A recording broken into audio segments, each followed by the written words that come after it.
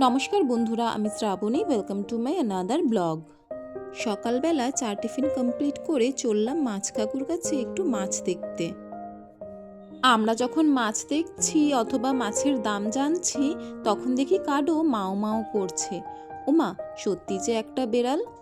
দেখুন, মাছের গন্ধে ঠিক একটা বেড়াল চলে এসেছে। যাই হোক, এখান থেকে নিজেদের জন্য একটু মাছ নিয়ে নিলাম, ছেলের জন্য আর মাছ নেওয়া হলো না।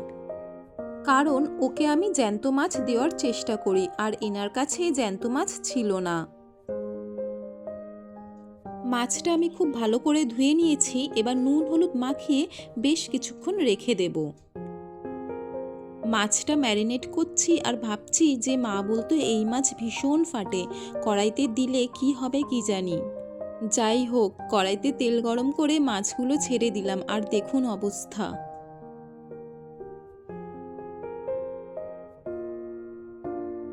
অনেক কষ্টে প্রথম দফার মাছ কিন্তু আমি ভেজে নিয়েছি। এই মাছটা না ভেজে রান্না করলেই হয়তো ভালো করতাম। যাই হোক, মাছের তরকারি কিন্তু আমি রেডি করে নিয়েছি। হাজব্যান্ড যেহেতু একটা তরকারি দিয়ে ভাত খায়, তাই আমিও ওই একটা তরকারিই খেয়ে নিই, আর তরকারি বাড়াই না। আর এই জন্য কিন্তু আমার অনেক সময় বাঁচে। এই দেখুন মাছের তরকারির ফাইনাল লুক।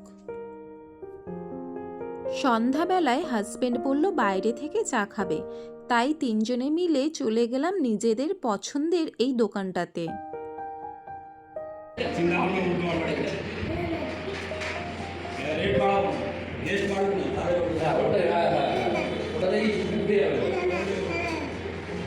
বাবা বাবা করে পাগল হয়ে যাচ্ছে।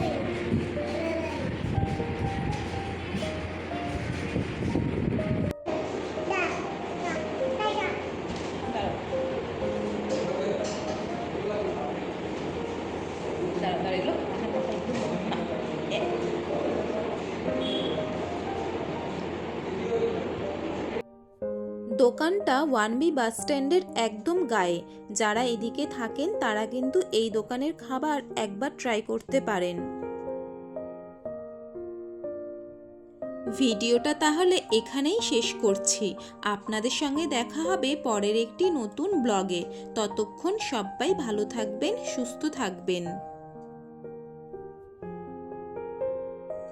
আর ভিডিওটা যদি আপনাদের ভালো লাগে তাহলে প্লিজ একটা লাইক, কমেন্ট আর শেয়ার করে দেবেন।